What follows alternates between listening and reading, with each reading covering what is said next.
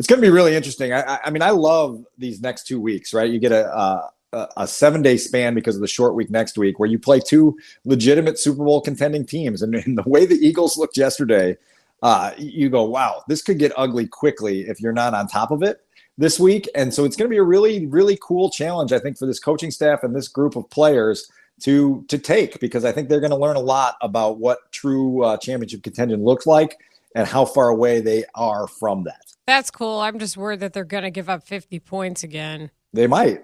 Yeah, they might. I mean, the Eagles are dynamic, man, and they know who they are right now on both sides of the ball. And so you look at a team that's just playing right now with confidence and an understanding of who they are. It's what you aim for, right? And so hopefully the Bears get a glimpse at that and understand, okay, we got to figure out who exactly we want to be, and then what are the 176 steps we've got to take to get there. I would also pose this to you. We had surprisingly reasonable takes a couple segments ago when it came to just thoughts that people had about the Bears where there was no real time peg to it. You weren't attaching it to a game. And we keep getting good takes on the text line, actually, which I also agree with. I know you have a lot of outlets for your Bears thoughts, whether it's Take the North podcast, whether it's one of the many shows here on The Score, or obviously your work in print. But is there something that you've thought about the Bears that you haven't said that you would like to voice? Well, I'll tell you the one thing this week that I'm actually writing about this right now and fascinated by is to see what direction they take this offense coming out of this bye in terms of how much they are willing to let Justin run going forward. Because I think that all of us got so enamored by that stretch, that 4-game stretch where it was explosive run, explosive run, explosive run, explosive run, and then the injury in Atlanta. And then you see against the Packers, they ran it 6 times. They didn't have a single design run for Justin after halftime. Of those 6 runs, one's a kneel down, one's a 1-yard quarterback sneak, and 2 of them are scrambles on passing plays. So how much are they willing to call running plays for Justin going forward? Matt Eberflus last week, the day after the Packers game, sort of alluded to the idea that, hey, that wildcat formation you saw against the Packers, you're going to see more of that going forward, because that's going to be a way for us to mix in zone read looks and take risk away from Justin. Well, it's also going to take away possible reward from your offense, because it takes the football out of your quarterback's hands. It does not give the defense any misconception that it's going to be a passing play. And now it's kind of that risk reward calculus on how much do you want to let him use these gifts that unlocked your offense, and how much do you have to start taking a step in a new direction to have a more balanced offense that prioritizes his productivity as a passer, and also, make sure that he's available, right? Because you don't want to be in a situation like they saw in New York where you just walk into the stadium and you've lost the game already. Something that I've sort of been struggling with personally, trying to be fair about it, was encapsulated in what I read, I think it was Brad Biggs that wrote today about Fields needing to do what quarterbacks do in this league, what teams do in this league, and that is win late. Games are won late in the NFL. They are. It's a fact.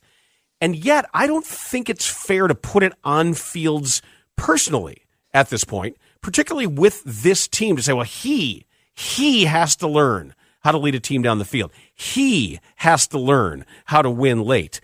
I think it's more real that, I think he's going to be a whole hell of a lot better at it when the team is better. And just trying to balance those two things and say, like, this is our knight in shining armor who's going to do it. And he's the most important player and he's the quarterback and there's an outsized importance.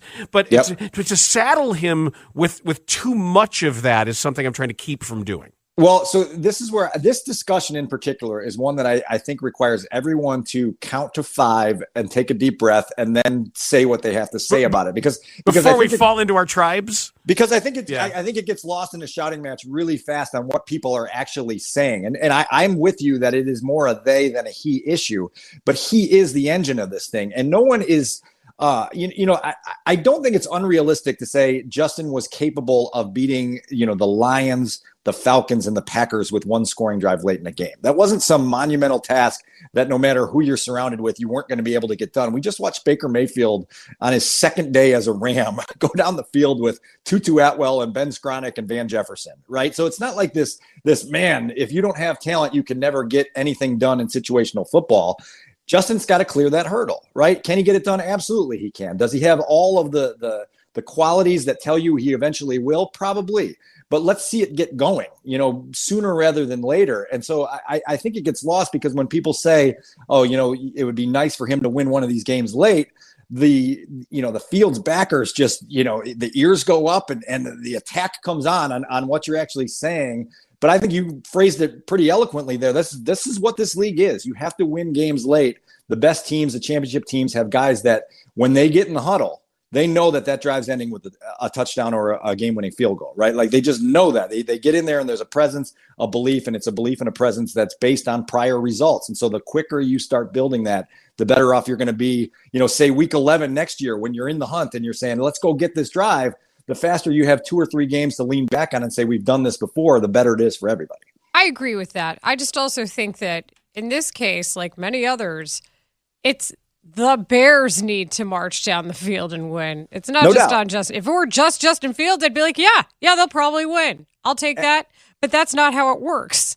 But at the same time, 16 months from now, they're going to have to make a decision on whether they want to pay him $280 million, right? So eventually you want to be able to say, we saw it. We know it's in there, and this investment is something worth making. They got to get him more talent. We've established that now for 4 months, that their offensive line and receiving core and playmaking, toolbox has to be fuller than it is now. And so hopefully that will come. But that doesn't mean you can just punt on these last 4 games. Hopefully they get another one, in these last 4 games, and they're not, lopsided games here that they're not in at the end. And hopefully they get another opportunity to take a swing at it. I'd also want to ask you, you mentioned the same thing that I was wondering, like when we made all of that of the mini buy and how we've talked about it forever and it changed the offense and we saw the team make strides. I talked to Dave Wanstead about that a little bit yesterday on Sports Sunday. And as a coach, what are you doing when you're in a period of evaluation? And we saw how they were able to use that free time to their advantage prior. Yep. And he said he doesn't think it's going to be as wholesale because they did make those wholesale changes. It was a schematic difference. You did see a different playbook. And also in that, discussing how much they want to use Justin Fields, because we haven't talked about how he said his legs were tired after that last game. And how, not the one in Green Bay, but the one prior to him getting injured, the Atlanta game. It wasn't just about his shoulder at that point. It was also about his legs being tired. We saw the Theragun being used on the sidelines. So I wonder how that plays in as well when it comes to not just the scheme, but then you're also trying to target more receivers. Like we had a good discussion about how much Chase Claypool how many snaps should he see? How many snaps should Alex Leatherwood see? So I wonder if that gets mixed in as well a little bit, just more personnel-based, less scheme-based. No question. And then this is why I think it's going to be really interesting for us to kind of watch what this offense looks like over the last 4 weeks, the steps they go in different directions and how it changes the productivity for better or worse and what that means going forward. It's a little bit of a trial run for them to figure out how to make this offense more balanced. It was coming out of the Detroit game that Justin said that his legs felt heavy at the end of that one. And then he was cramping in Atlanta. And then he takes that routine hit on a routine play and separates his shoulder and misses the next week.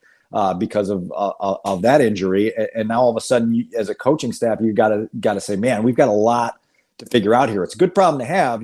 How do we unleash the fireworks show in a way that is safe, for all involved, and just how do we continue to take steps as an offense that get us to where we ultimately want to go, and ultimately where they want to go. They don't want to be a team that leads the league in rushing and is dead last by a country mile in passing. You want to have some more balance. You want to have more guys you can count on in the offense. And now is the time to try to unlock some of those things down the stretch of a 3-10 season that basically cuts off some of your homework for April and May and June when you come back next offseason.